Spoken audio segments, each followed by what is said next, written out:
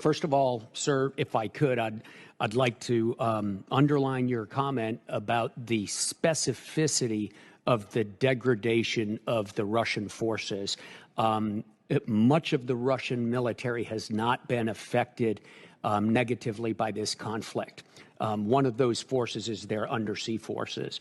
It's hard to talk in public, as you well know, sir, about undersea warfare and our efforts in that regard. But I can say that the Russians are more active than we've seen them in years, and their patrols into the Atlantic and throughout the Atlantic are at a high level.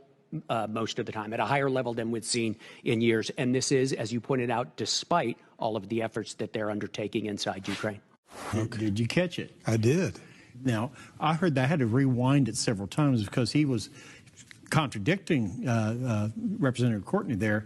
And because Courtney assumed, well, we've been knocking the Russians back on their hind ends. I know, but the New York Times and the Washington Post and CNN and Fox and the the London Times and Telegraph in London and the Daily Mail and the BBC and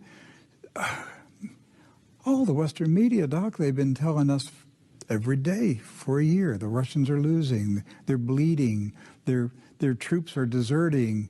Ukraine is winning. The Russian army is going to collapse. There's mutiny. It's all a lie, isn't it? Yes, and you heard that from the commander of the region. I mean, it's a lie. It's propaganda. It's all propaganda. The Russians are winning. Yes.